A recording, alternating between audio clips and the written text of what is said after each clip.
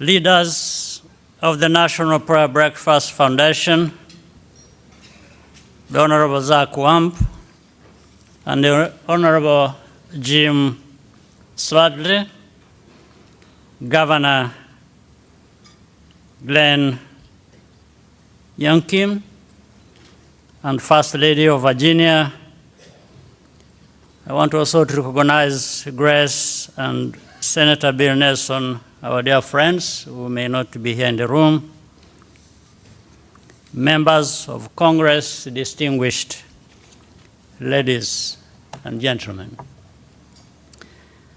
I was invited here today to answer a simple question, a question that any Rwandan should be an expert on.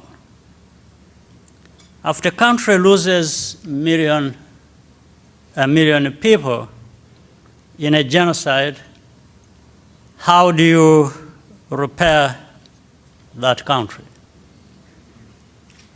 I have asked myself this question for the past 30 years. Every Rwandan has. And I still don't have all the answers. We lost 10% of our population over the course of 3 months in 1994 because the government of the time said the only way to save the country was to kill all the Tutsi down to the last infant. What is a Tutsi? Surprisingly, there is no easy answer to that question. But at that time, all that really mattered is that a Tutsi was a Rwandan who was marked for extermination. I'm going to tell you a bit of that story and also about how we stopped the genocide and have worked to eradicate the evil at its root and prevent its transmission to a new generation. Today, against all odds, our country is peaceful, flourishing, entrepreneurial, and most importantly, united.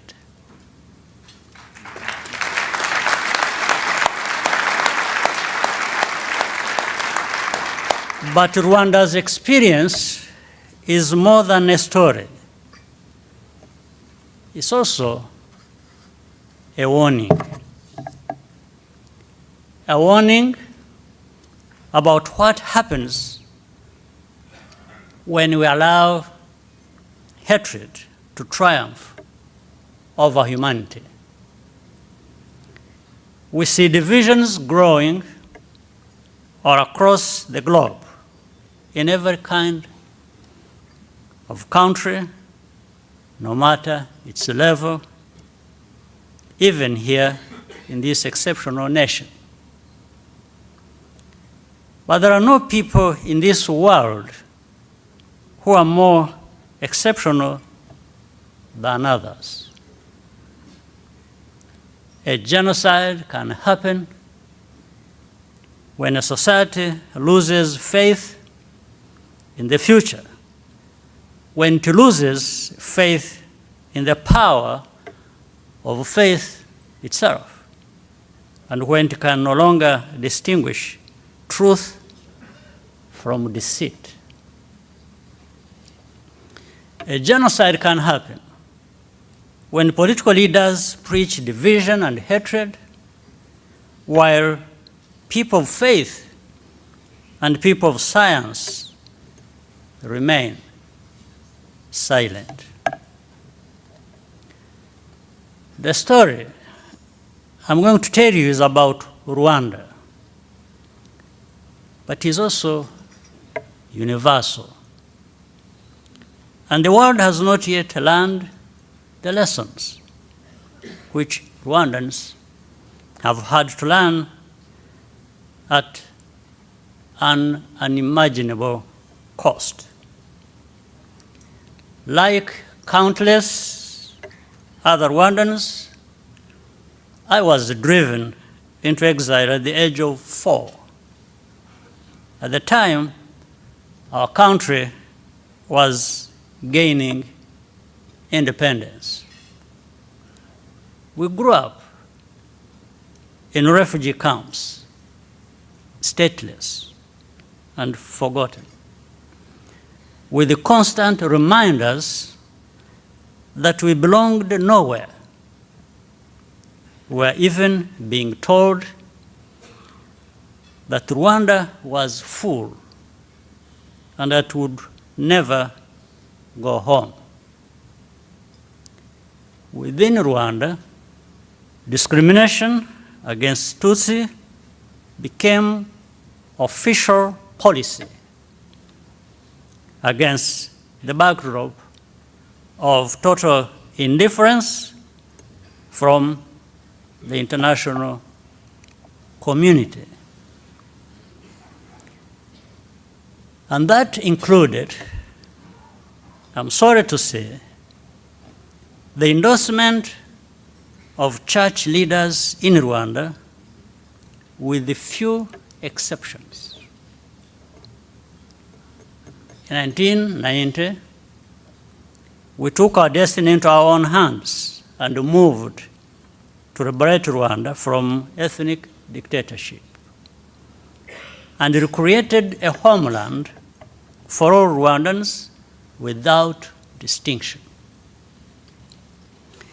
Incidentally, Congressman Slattery, at that moment, I happened to be in your beautiful state of Kansas, studying at Fort Leavenworth as an officer in the Ugandan Army. I immediately left the course to join the struggle. And from that moment onwards, as a Rwandan military officer serving my homeland.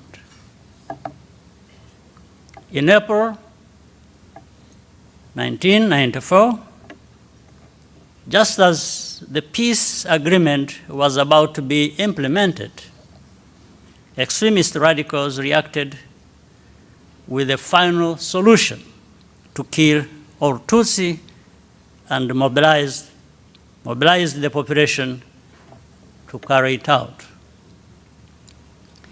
Every Tutsi became a target for murder.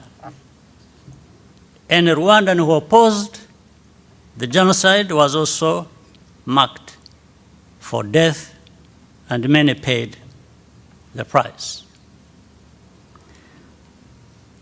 By July 1994, our forces had stopped the genocide, but not before 1 million Rwandans lost their lives.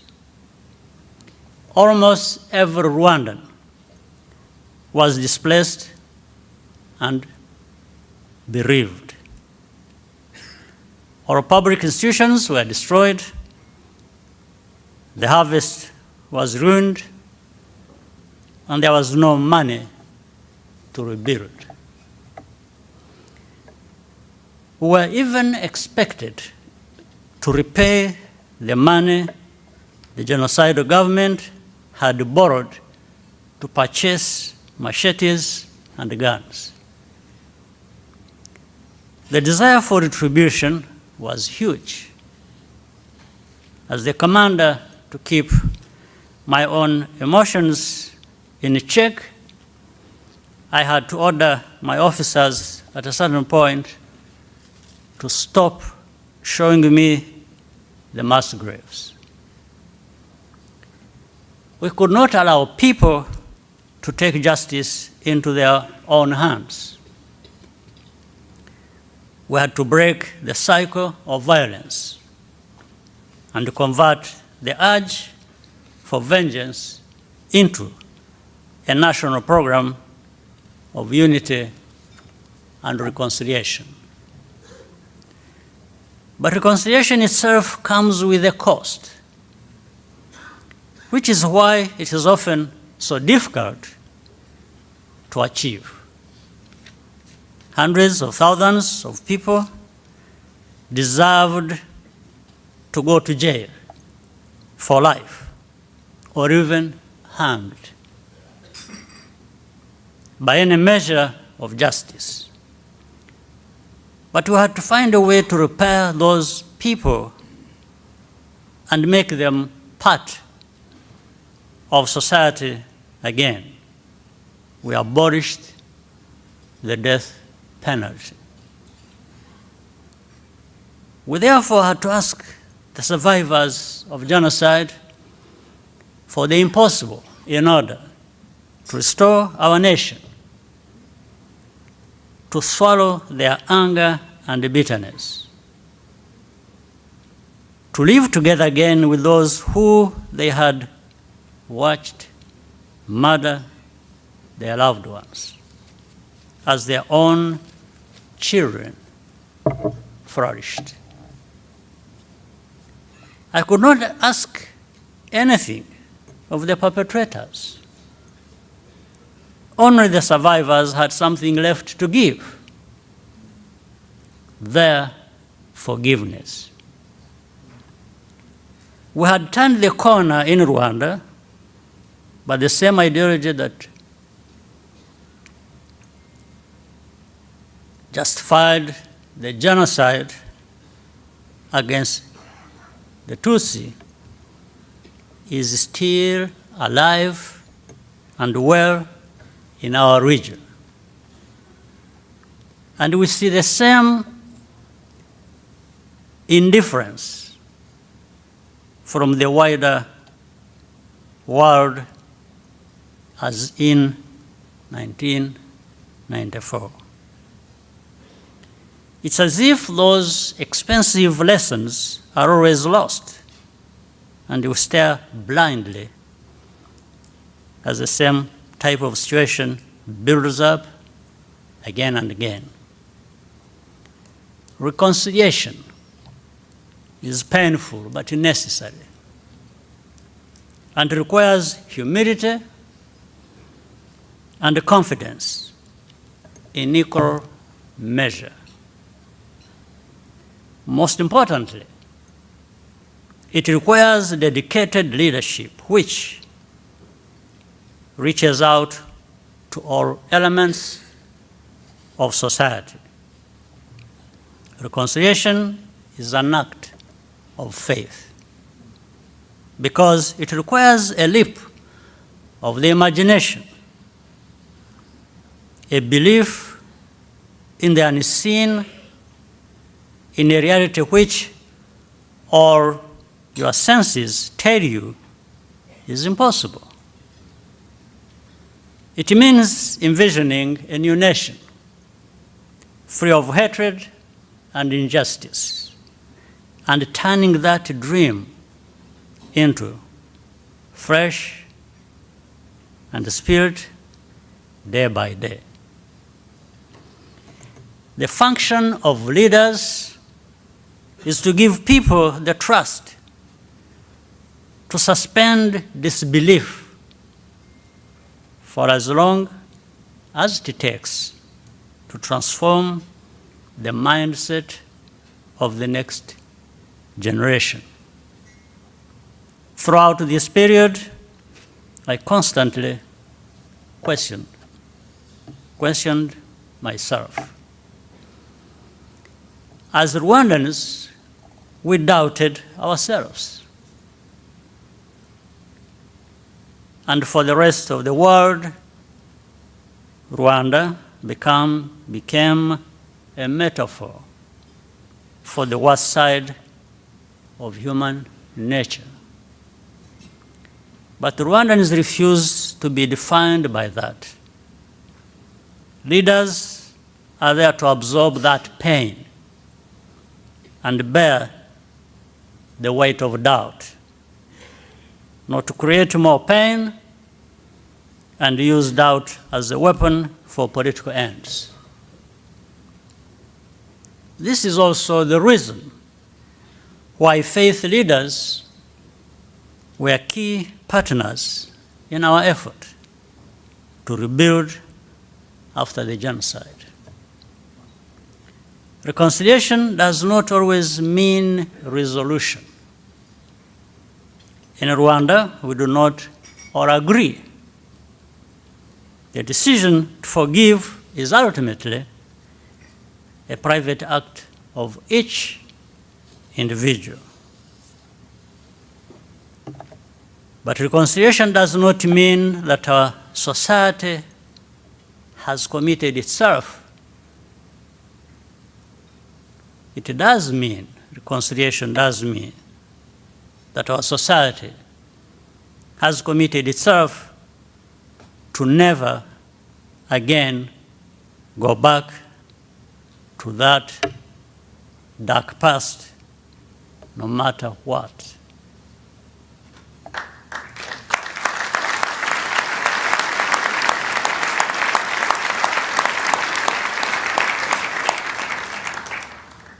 Healthy nations are those where we always strive to put the politics of unity and peace above all else, no matter how many times we fall short of that idea. Joseph, as you recall, was sold into slavery in Egypt by his brothers. But he rose to the pinnacle of Egyptian society because of his integrity.